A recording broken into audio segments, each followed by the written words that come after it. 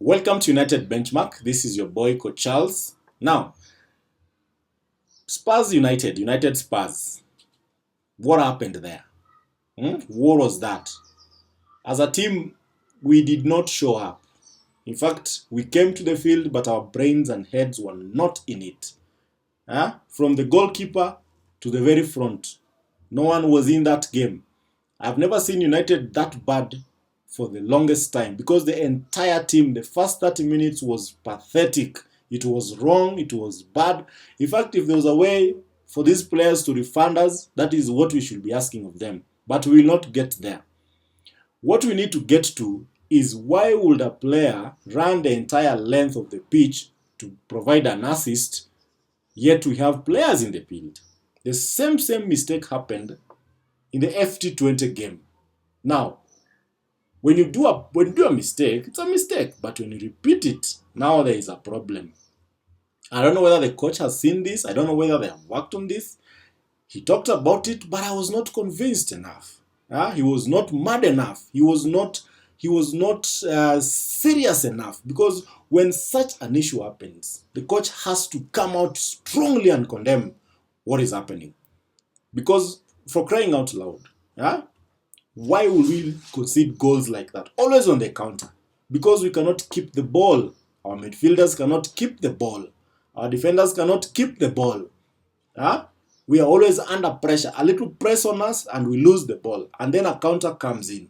And where does it end? In goal. A player like Kulusevski is not one of the best in the world. He's not a world beater. He's not a Messi or that caliber of player. But he made us look stupid. Madison, who cannot even make it to the English national team, was big in that game. He made major contributions. In fact, he even led to Bruno being sent off. So I'm wondering, what happened? Why does the team tend to just implode in games? We lost a game that was not supposed to be lost. That was a game that any other day would have managed a positive result. But I'm looking at the players, their body language is not there. Rashford is not interested. Garnacho is tired. Zaxi doesn't even know where he is. Bruno wants to be everywhere. He runs around like a headless chicken, kicking everybody. Costing the team a positive results. Now, why am I ranting? Because I am mad. I am mad. Since the season began, we have nothing to celebrate. Teams like Bournemouth are playing better than us by far. In fact, if you look at the game Bournemouth against Southampton, you could see what these boys were doing. They played very good football. Organization-wise, the structure was there, everything. But the minute United conceded that goal, the structure went off the window. In fact, Bruno started chasing the ball everywhere like a kindergarten kid. He is a main problem that team has. He cannot keep his position. When you move, when you leave your position, it means that you're not available in that spot. And Spurs are super at this press game. You can press them all you want, but they will get through because that is their style of play. United tried playing Spurs' way, and it didn't work. That is where now the coach comes in. Why will you set up a team to play against Spurs in that way? Because I have a feeling even Arsenal and Newcastle, who played Spurs the other day, they were very pragmatic about it. They did not go gung-ho on Spurs. They knew this is a team that can hurt you. And we are lucky Son was missing. Because Timo just missed sitters. That is what he does anyway. But as a team, where does this end? Where does this mediocrity end? Where does it end? Because we are tired as fans. We want to see something entertaining, something working for us.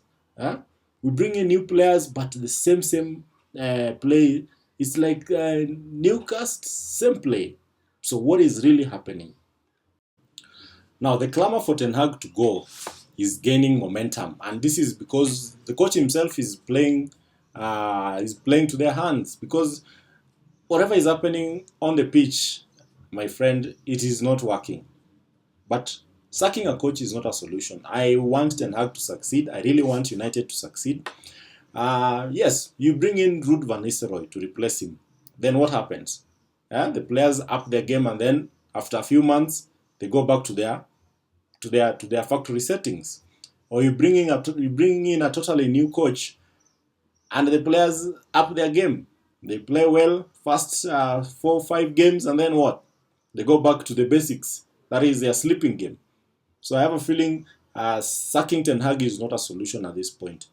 But the question is now, where is the solution? Because every pundit out there, including former players of United, the Gary Nevilles, the Keans of this world, the Scoles, these guys are all tearing into Ten Hag. But someone like Neville should never tear into coaches, because he was one of the worst La Liga coaches ever. When he went to Valencia, he did shit. And he was fired very, very, very fast. Ten Hag has lasted 2 years. 2 years. Now he's in his 3rd year. Yeah? I have a feeling that it is time that they came together and addressed this matter internally. Yeah? Talk to the leadership of United. Advice, constructive advice. Don't kill the coach on media, on social media, or on television, on podcast, and all those many, many channels that we have. So I am a supporter of Ten Hag. I really want him to succeed, but he has to go back to the basic. Let's start playing football basics. To the Porto game. This is going to be a very interesting game, because Porto lost, United drew, so they are basically languishing in the mid-table section or somewhere like that. So United need a win. They really need a big, big win. However, it will not be easy against Porto. I recall Arsenal went there last season and did not manage much. So I am looking at a situation whereby the team will not be changed. The coach will stick to his guns. Onana will be in goal. Dalot, Martinez, Delit, Masroui, Ugarte. Eriksen will come in because I have a feeling Mainoo is unwell. And then Bruno, because the coach can't do without him. The coach is just in love with Bruno, even when he's not performing. And then I think we should just bring Hojlund this time round. Garnacho on the left, and then Ahmad on the right. I think that will be a formation that will work. It can work, but the application has to be there. These players must show hunger. They must show urgency. They must show that they are here to represent the shirt. The United shirt has to mean something to this team, to these players. Because if it doesn't mean much, then there is no need of going into Europe. We need a performance that will convince the pundits who are there to kill Ten Hag that United is back. Because we need to lay a foundation for the Aston Villa game. Because remember, we beat Villa home and away last season. The only team that I think did that.